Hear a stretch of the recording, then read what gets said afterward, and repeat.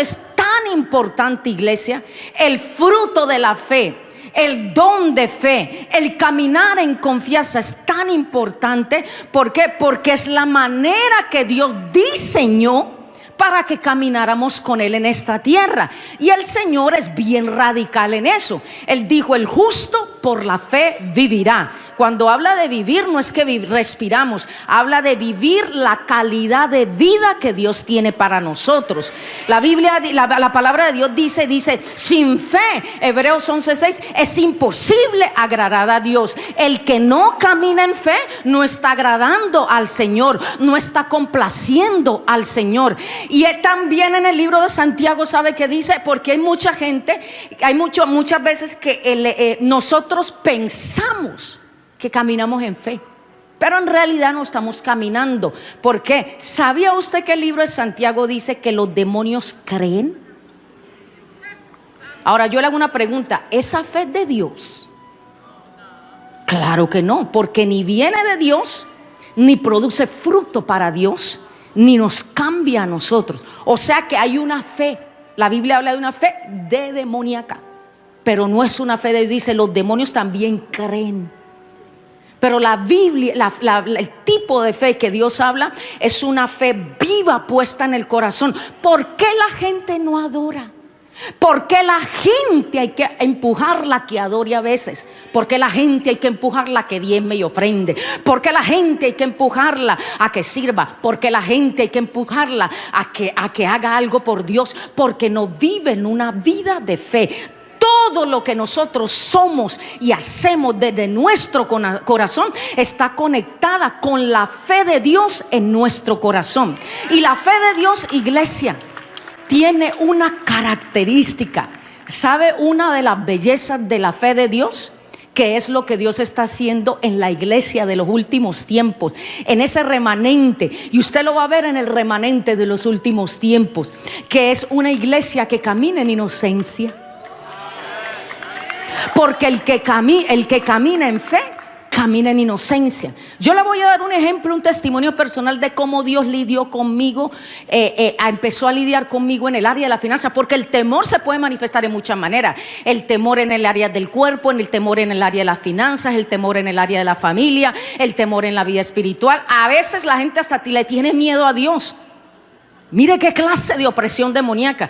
Y yo me acuerdo una vez que yo era anciana de la iglesia en ese entonces, y yo siempre he diezmado y ofrendado. Desde el primer momento que conocí al Señor, eso en mi vida no fue un problema. Me lo predicaron, lo creí y empecé a diezmar y a ofrendar. Pero me encontré con una característica, y voy a terminar con esto antes de entrar a ministrar. Y me encontré que siempre tenía para dar mi diezmo, mi ofrenda, para pagar todos mis biles, porque Dios nunca me ha desamparado, jamás. Pero hermano, no sé si a usted le ha pasado, me encontraba pelada, pagaba los biles y no tenía nada. Pagaba el diezmo, la ofrenda, los biles, y me quedaba por los próximos 15 días pelada. Diga pelada. Y yo reprendía al diablo, lo cogía por los cuernos, lo cogía por el tenedor, por todo. Yo creo que el diablo ya está aburrido conmigo. Decía: esta no me deja tranquila si el problema no es conmigo. Pero tenía un espíritu de tormento que me estaba atormentando la mente en esa área, y me estaba robando la bendición de Dios. Y entonces un día me invitan a comer, a gente de un grupo de la iglesia, y yo voy, cierto, en mi bolso. Como todo sale del corazón, lo que nosotros somos y lo que nosotros hacemos, y como lo que primero mira el Señor es el corazón, porque de ahí es donde Él habita. Yo voy entrando al templo, y miren lo que empiezo a orar. Mire qué tipo de oración, porque el miedo te hace hacer oraciones equivocadas. El cielo no contesta oraciones que no son inspiradas por la fe en Dios. El cielo responde a un corazón que confía en Dios. Porque nosotros a lo mejor le podemos dar la vuelta al diablo o al hermano que está al lado, pero el cielo reconoce la voz de aquel que cree en su Dios todopoderoso. Y voy entrando, y mira el tipo de oración que hago: Señor, que me paguen la cuenta, que me paguen la cuenta, que me paguen la cuenta. Yo no, que me paguen la cuenta. Y oigo la voz de Dios por primera vez en mucho tiempo en esa área. Y el Señor me dice: ese es uno de tus problemas, mi hijo. Tienes dos problemas por los cuales yo no te puedo bendecir económicamente como tú quieres. Me dice: el primero, Diana, y el más importante, no confías en mí. Iglesia, y el Señor me lo dijo con tanta, sin música por favor, con tanta tristeza en el corazón. Ahorita, maestro, le vamos con todo. Me lo dijo con tanta tristeza en su corazón. Y me dice, como cuando alguien que lo ha dado todo y aún así el corazón pervertido no confía en un Dios tan bueno. Me dice: ¿tú no confías que yo soy tu padre y que yo soy bueno y que yo te quiero bendecir? Mira, iglesia, yo me tiré al piso, llegué a mi casa, comí mal, me la pagaron, pero me fui triste. Y me fui a la casa y me arrodillé y le dije: Señor, tengo un problema en mi corazón, tengo un pecado en mi vida de incredulidad, de duda. Ya la duda pasó a incredulidad y no creo que tú me quieres bendecir. ¿Y sabe cuál es el problema con el miedo y con la incredulidad, iglesia? Que distorsiona, cambia, da una forma a nuestra alma y a nuestro espíritu de un Dios que no es la verdad, porque Él es bueno y para siempre es su misericordia. Y yo me acuerdo que yo me tiré al piso y le pedí perdón al Señor llorando. Le dije: Señor, perdóname, perdóname, porque tu récord conmigo es perfecto, porque tú nunca me has hecho nada malo, porque tú siempre me has proveído y tu mano siempre ha estado conmigo. Y en el instante que sentí eso, yo sentí la paz de Dios y sentí que algo pasó en mi corazón. Hubo una transformación en esa área de mi vida. Y cuando yo me levanté, seguí caminando mi vida común y corriente. Entonces el Señor en esa semana, el Señor me dice: quiero que empieces a hacer algo. Me dice: te voy a hablar el segundo problema que tienes. Está lidiando conmigo en la incredulidad y el miedo en esa área de la finanza. Y el Señor me dice: el segundo problema que tienes es que tienes una mente miserable.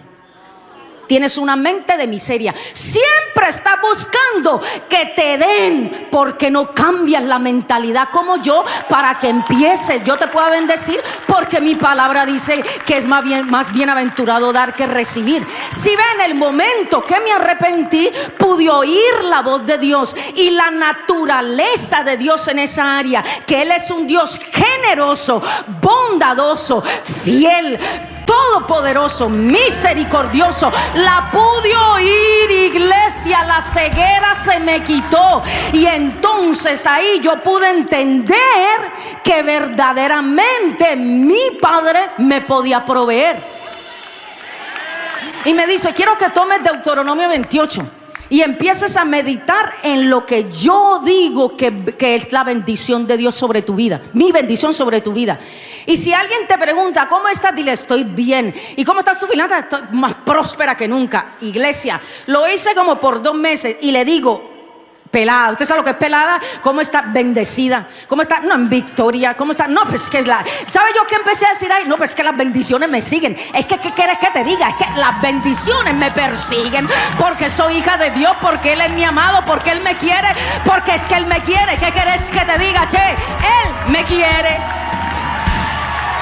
Y entonces empecé: ¿y cómo está? No, pues que yo soy tan bendecida, soy próspera económicamente. Mire la clase de unción que tengo en finanzas, sin un peso en el bolsillo. Y de pronto un día, ¿sabe qué pasó ahí? Ahí ya ni reprendí al diablo en la finanza, porque el derecho legal en mi corazón ya se lo había quitado. Ya Satanás no tenía autoridad sobre mi finanza, mi querido hermano y hermana.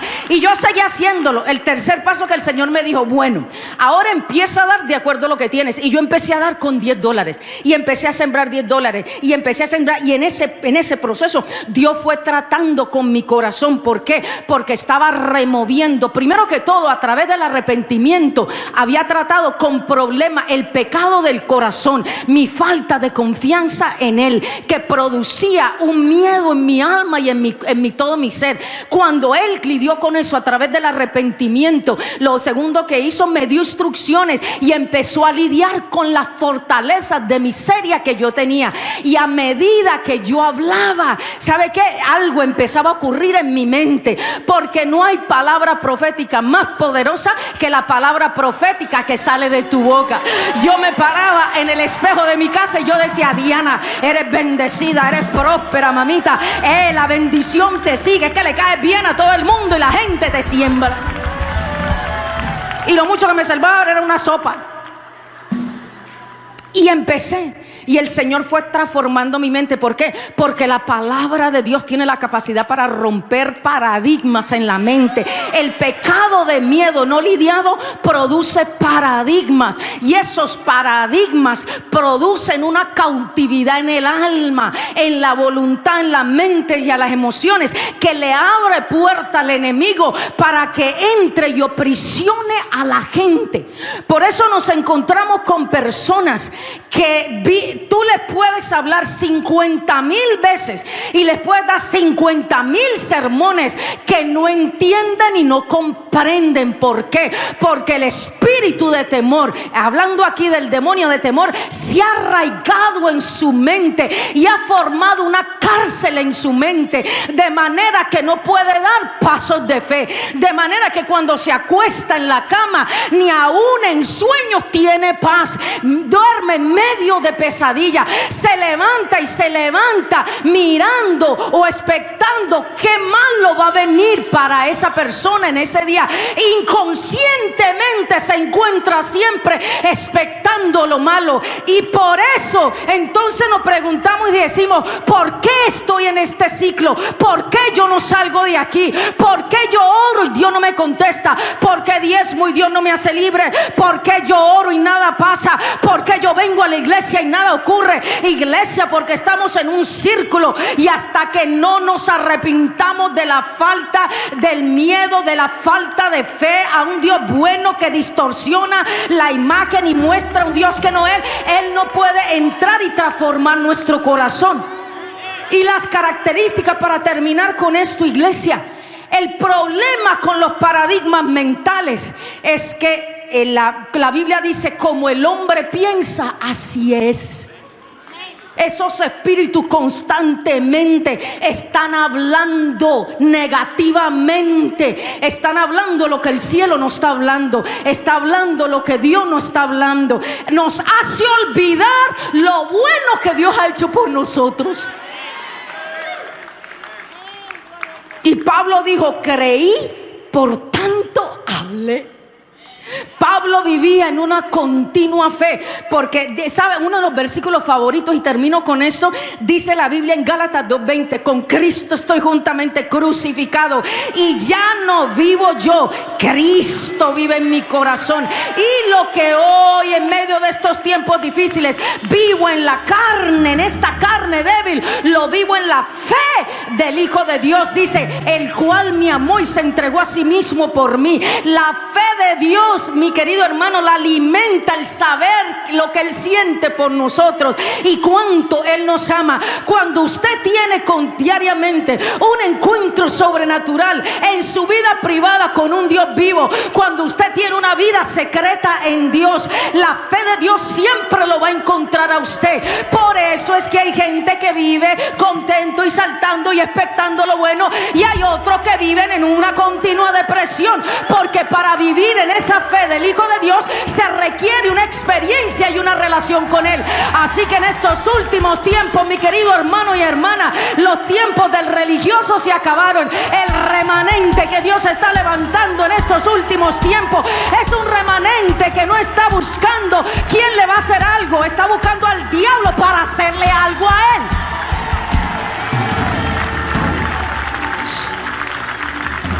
Y termino con esto, Joshua, si me puedes coger las cosas. Termino con esto, iglesia.